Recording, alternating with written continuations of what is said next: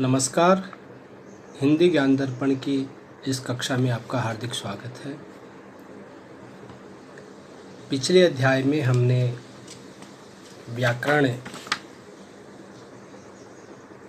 के 4 प्रमुख क्षेत्रों के बारे में प्रारंभिक रूप से अध्ययन किया था।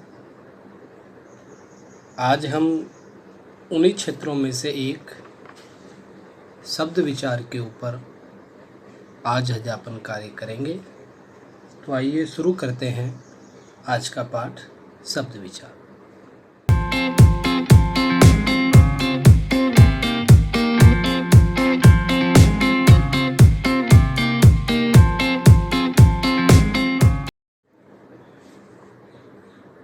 शब्द विचार।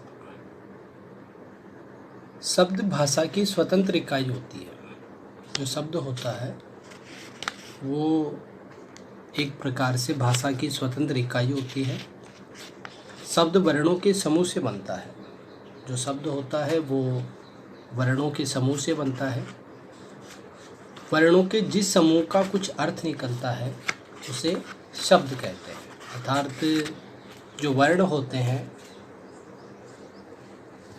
वर्णों का समूह जो होता है वो शब्द कहलाता है, लेकिन उसका कुछ न कुछ अर्थ होना चाहिए। जैसे कमल जो शब्द है वो 3 अक्षरों से बना है, 3 वर्णों से बना है, क, मैं और ल, और उसका अर्थ निकलता है अर्थात एक पुष्प। लेकिन उसी को अगर यदि हम मैं, क, ल इस प्रकार से अगर लिखें तो वो शब्द नहीं कहलाएगा, क्योंकि उसका कोई अर्थ नहीं है। यहाँ पर देखिए कि जो 3 चित्र हैं, आम, सहेलियाँ और डबल रोटी। आम, सहेलियाँ और डबल रोटी ये शब्द हैं, ये वर्णों के समूह हैं। ये शब्द इसलिए हैं क्योंकि इनका कुछ न कुछ अर्थ निकलता है। तो वर्ण शब्द की जो परिभाषा है वो इस प्रकार से हुई। वर्णों के मेल से बना स्वतंत्र सार्थक ध्वनि समूह शब्द कहलाता है। यहाँ पर जो सार्थक है उसका विशेष महत्व है, क्योंकि सार्थक यानी उसका कुछ न कुछ अर्थ निकलना चाहिए। भाषा की दृष्टि से जिन वर्ण समूह का कोई अर्थ नहीं होता उन्हें शब्द नहीं कह सकते। जैसे नीपा, ताजू ये वर्णों के समूह हैं। चूँकि इनका कोई अर्थ नहीं निकलता इसलिए ये शब्द नहीं कहलाएंगे। आइए समझते हैं शब्द और पद में अंतर। कक्षा 10 में पद परिचय नाम से एक व्याकरणिक प्रश्न आते हैं कि पद परिचय कीजिए, तो वहाँ पे भी बच्चे कंफ्यूज रहते हैं कि शब्द और पद में क्या अंतर होता है। तो समझिए आप भी कि प्रत्येक स्वतंत्र सार्थक वर्ण समूह शब्द कहलाता है। प्रत्येक स्वतंत्र सार्थक शब्द समूह शब्द कहलाता है, लेकिन जब उसी शब्द का प्रयोग वाक्य में होता है तो वह स्वतंत्र नहीं रहता, बल्कि व्याकरण के नियमों से बंध जाता है और उसका रूप भी बदल जाता है। तब वह शब्द पद कहलाता है।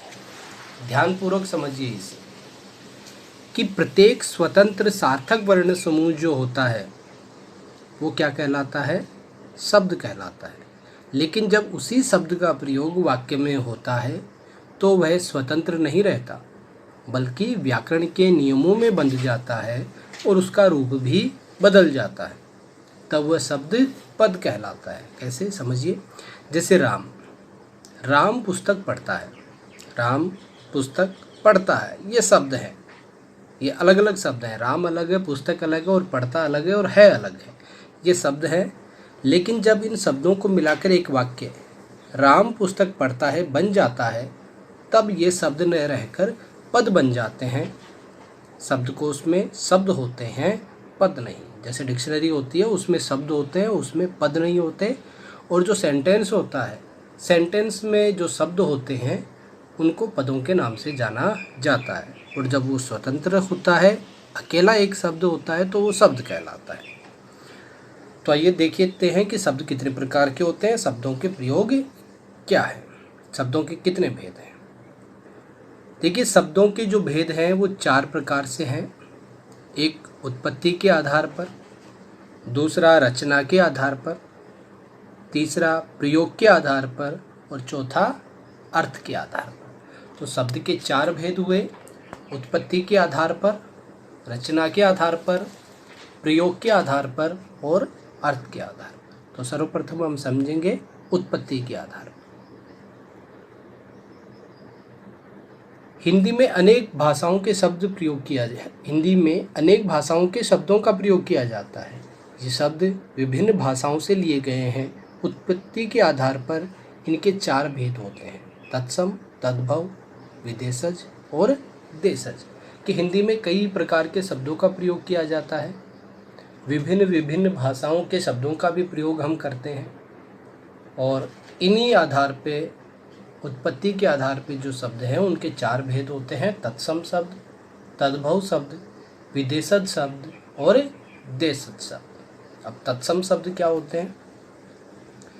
हिंदी में प्रयोग किए जाने वाले संस्कृत शब्दों को तत्सम शब्द कहते हैं, जैसे कन्या, पुष्प, विद्या, हस्त, नृप, पुरुष, पवन आदि तत्सम शब्द है। अर्थात जो संस्कृत के जो शब्द हैं उनको उन्हीं रूप में तत्सम यानी तत् यानी उसके, सम यानी समान, उसके किसके समान?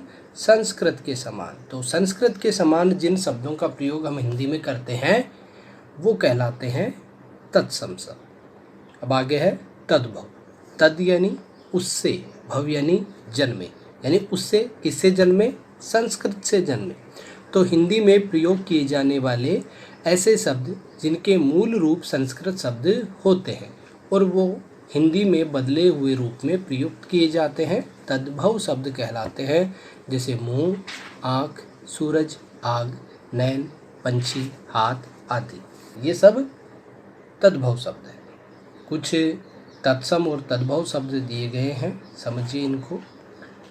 जैसे ओष्ठ है, कोकिल है, छिद्र है, दुग्ध, पक्षी, पुत्र, भक्त, भ्राता, मनुष्य, योगी, यमुना, लज्जा, सूत्र, काक, गणना, दधि, निद्रा, पिपासा, पृष्ठ, भिक्षा, मयूर, मृत्यु, मस्तक, रात्रि, वैर, स्फूर्ति, ये सभी के सभी तत्सम शब्द हैं। और इनके जो बदले हुए रूप हैं जो हिंदी में प्रयोग किए जाते हैं, ओष्ठ को हम ओठ कहते हैं, ओठ, कोकिल कोयल होती है, छिद्र यानी छेद, दुग्ध यानी दूध, पक्षी जो पंछी हम कहते हैं, पुत्र पूत, भक्त भगत, भ्राता भाई। इसी प्रकार से अन्य शब्द हैं जो तद्भव के तौर पे हम प्रयोग करते हैं। आप इन्हें लिखेंगे और इनको समझेंगे। आगे देखिए कि विदेशज शब्द। हिंदी में प्रयोग किए जाने वाले अन्य देशों की भाषाओं के शब्दों को विदेशज या विदेशी शब्द कहते हैं। जैसे कई सारे शब्द हैं जो दूसरी भाषाओं के शब्द होते हैं और उनको हम उसी रूप में हिंदी में प्रयोग करते हैं। जैसे अंग्रेजी शब्द है पुलिस है, फुटबॉल है, ration, ticket, college, diary, motor, taxi, machine, nurse, school, cinema, team, doctor, computer, station. ये कई सारे जो हैं अंग्रेजी भाषा के शब्द हैं और उनको हम हिंदी में ग्रामीण आमतौर के शब्द भी कहते हैं। जैसे खिड़की, पगड़ी, लोटा, कांच, मुकुट, डंगर आदि, ये सब क्या है? देशज शब्द हैं। दूसरा जो आधार है रचना के आधार पे, उसे हम समझते हैं। रचना के आधार पर शब्द जो होते हैं वो 3 प्रकार के होते हैं।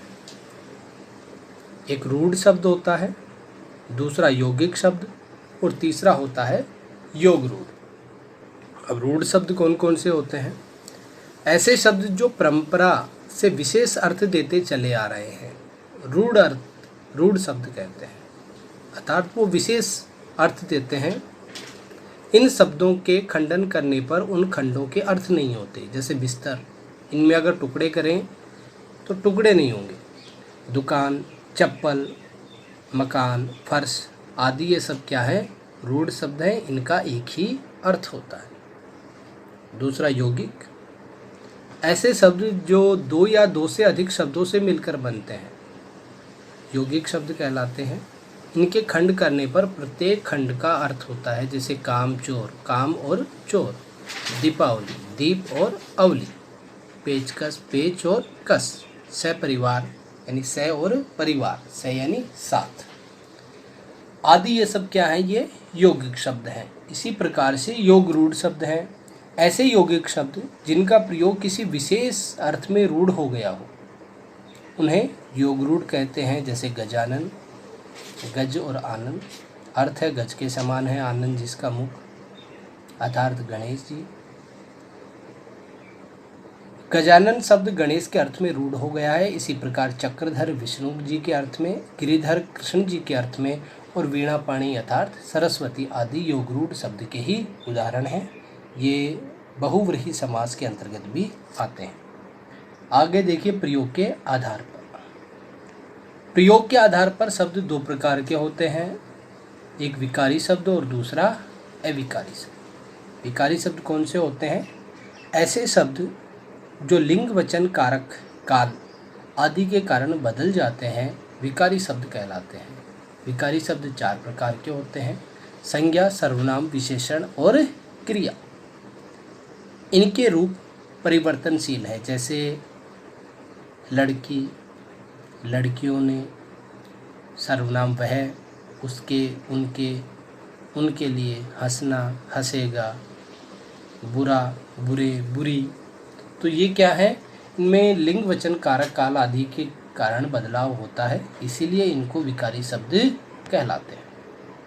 आगे है अविकारी शब्द।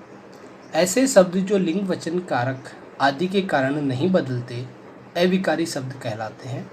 अविकारी शब्द भी चार प्रकार के होते हैं, क्रिया विशेषण, संबंध बोधक, समुच्चय बोधक और विस्मयादि बोधक। इनके रूप भी अपरिवर्तनशील होते हैं, जैसे क्रिया विशेषण यहाँ, तो यहाँ जो है वो हमेशा यहाँ ही नहीं होगा, वर्षों, बूंद बूंद, अचानक।